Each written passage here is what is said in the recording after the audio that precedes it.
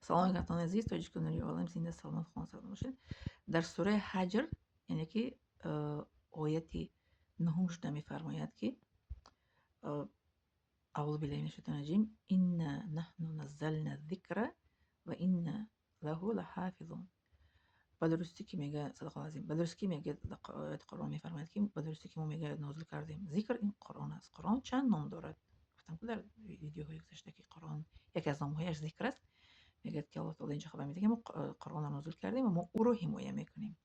کی او رو حمایت میکند؟ قرآن رو.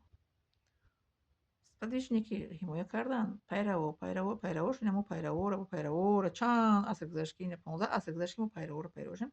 ما حمایت و حفظ کننده قرآن هستیم. قرآن رو هیچ کس دیگر کرده نمیتونه، مثل دیگر کتاب هایی که دیگر کرده شد. کتاب های مثل مسیحی ها کتابشون چند بار دیگر کردن. نوی زوی دارن، ستری زوی دارن، کهنه دارن، نو دارن. اما یک تا کتاب قرآن رو دیگر کرده نمیشه، برای قرآن وعده میده که ما او رو حفظ میکنیم.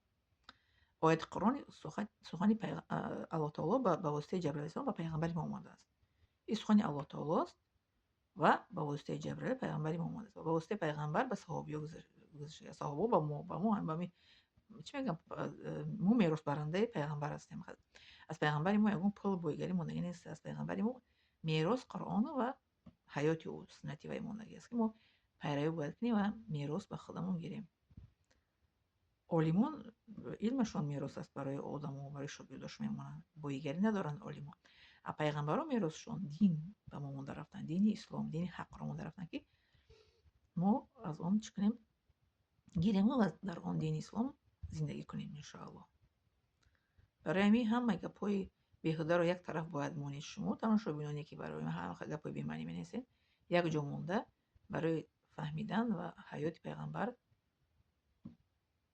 چی میگن حرکت کنید و از جهتون خیزین. گفتی شعرهایی که محمد قلهوری که از خواب بیگران خیز میگد که از خواب بیگران بیدار شوین. عصر 21 عصر تکنولوژی میگیم، کامپیوتر تکنولوژی، یعنی که هر چقدر که از پیش میرود همون قدر دین اسلام باید که پیش رود.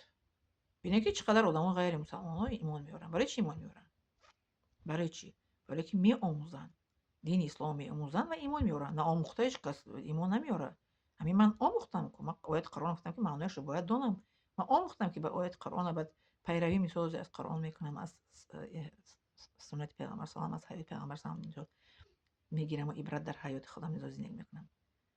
جستجو میکنم آدمو که در دین اسلام میایم مسلمان میشن. منم جستجو کردم که آمدم از شرک همه چی دور شدم. از چی میگن، از سخنهای دروغی که ما رو میگفتن که انسان از میمون پیدا شده است، از انسان دین برای انسان ها ضرر آور است. از همه اینا من مثلا دوری جستم در دین اسلام. در اومدم که همه آدمایی که مسلمان شدن میخوان همون جستجو میکنن، میخوانن، تعلیم میگیرن، قرآن میفهمن، تاریخ پیغمبر صلی میفهمن، بعد اومدن مسلمان میشن. همین خیلی هوایی اومدن مسلمان نمیشن. وایا همین شما هر یک شما میتونه که جستجو کنین، برگردین به سوی سخن حق الله تعالی، به سوی دینی یگانه که یگانه پرستی رو دعوت میکنن. یگانه تصور میکنه که یک کس میپرستیم. میگه که اگر در این دنیا دو تا اگر خدا میشد، دنیا خیلی ثابت نمیمون. یک تا خداوند در دنیا امر میکنه و فرمان میده. دو خدا نمیشه. در یک خانه دو تا چی میگن، چی نمیشن که رهبر یا که چی میگن صاحب خانه یک کس میشه. شوهر در همین چی میگن گسودارستم دولتم دو تا پرزیدنت نمیشه، یک تا پرزیدنت میشه. در این عالم ما هم یک تا الله تعالی است. در یک مکتب یک تا دیرکتر میشه، چند تا دیرکتر نمیشه. خاص نوعی باش میشه زوجو. نماینده‌های الله تعالی در روی زمین پیغمبرها هستند. ما پیروان پیغمبر. بله. انا همین گونه همتون عزیزین سلامت و سلام باشین. پس لایک، پس فراموش نکنین.